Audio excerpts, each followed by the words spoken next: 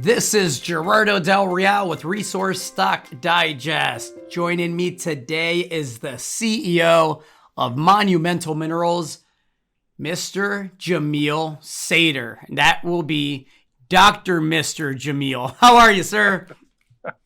I'm doing great, Gerardo. How are you doing? I am well. We had a chance to chat briefly off air. You mentioned what a busy summer it's been, and so I wanted to reach out. I had a subscriber to one of my paid services through Digest Publishing reach out to me asking about rare earths and whether or not there was a company that had a good share structure, a good management team, an asset or assets in a stable jurisdiction. And then obviously, immediately I thought of Monumental. I had a good conversation with founder Max Sally about getting you on. So I'm glad that he was able to quarterback and put this together. It's a long-winded way of saying thank you for your time. What have you been doing all summer? I know it's been busy for you. Yeah, it's been really busy, Gerardo. So, you talk about rare earths and, our project in Mexico, the Gemi Heavy Rare Earth Project, again, like you said, it's a great location, stable jurisdiction, close to a hub for rare earth processing or growing hub, which is Texas.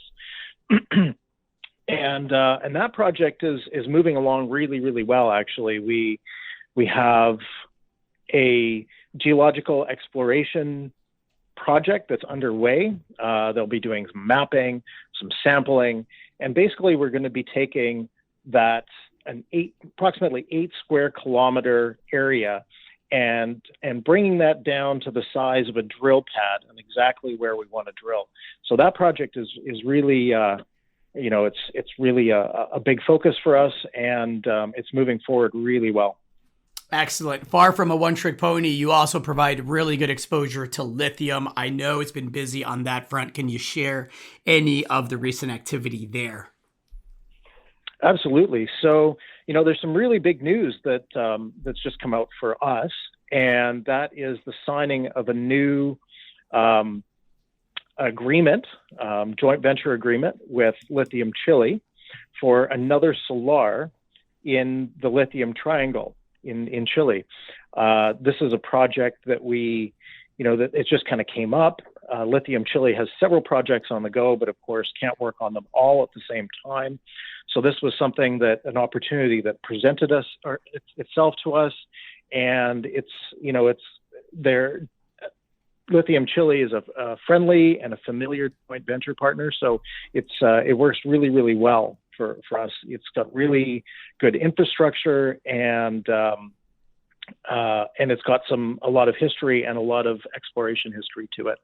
It's clear to me, Jamil, just by the way the company's structured, right? The share structure, the people involved, the types of assets that you're pursuing, the diversification of critical metals assets to include heavy rare earths and lithium. It's clear to me that you're looking to build a real company, not just ride the lithium or the rare earths wave. Can you speak a bit to the acceleration of the decoupling from Chinese critical metal supply chains? Because I see a concerted effort around the world, be it in Canada, be it in the US, be it in Australia, of companies and regions really working together to expedite that process. I think Monumental will benefit greatly from that, but I'd love for you to just kind of touch on that and just provide a little bit of your macro take, which of course you're so familiar with. Yeah, and Gerardo, you're absolutely right. There is this push by Western countries and political groups to decouple from China.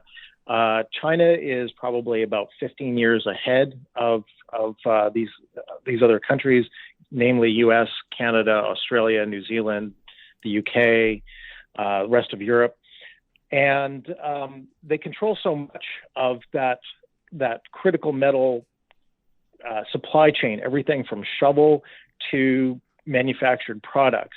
And with some of the recent political actions that we've seen from both the Chinese and from, let's just say, the U.S. government. One particular a notable event is Nancy Pelosi's visit to Taiwan, which was not seen favorable by any means by China. There really is this worry that China could either squeeze or just completely turn off the taps. And it's really, really important, I think, that the rest of the world and the rest of the developed world start to look for new sources or start to develop their own supply chains or their own manufacturing chains to kind of prevent and to insulate themselves against these possible actions that might be carried out by either Chinese corporations or by the Chinese government. What comes next for Monumental, Jamil? It's going to be a busy fall for us. We have obviously this new project. The project is called Turi, and that one is as far as we understand right now, there are permits and drill locations that are already selected. So that one is something that we'd like to move forward very quickly. With Laguna Blanca, we are well into the community relations aspect of it, and we have an extraordinarily qualified person that's helping us out with that. We have that those community relations are moving forward very well, and we expect to be working and drilling at Laguna Blanca by Q4. We also have the work at Jamil, and that geological mapping and sampling program that's underway right now. As I was saying, that's going to narrow things down from about an 8 square kilometer area to the size of a drill pad or several drill pads. And that we are hoping to be able to move forward with drilling on that project later this year as well. So it's going to be a very busy end of the year for us. I know it was a busy summer behind the scenes setting up the catalyst that now we have to look forward to. It sounds like it's going to be an incredibly busy fourth quarter. I suspect with people back in the office post Labor Day, Monumental's likely to catch a pretty healthy bid, especially if you have early success with the drill bit. Jamil, thank you so much for your time. I appreciate it. Let's catch up soon. Thank you so much, Gerardo. Really appreciate it. Hey everybody, Gerardo Del Real here. If you're enjoying the content that you just saw, you can let us know in 3 simple steps. Hit the like button, hit the subscribe button, and please share across your network and on social media. Take care, everybody.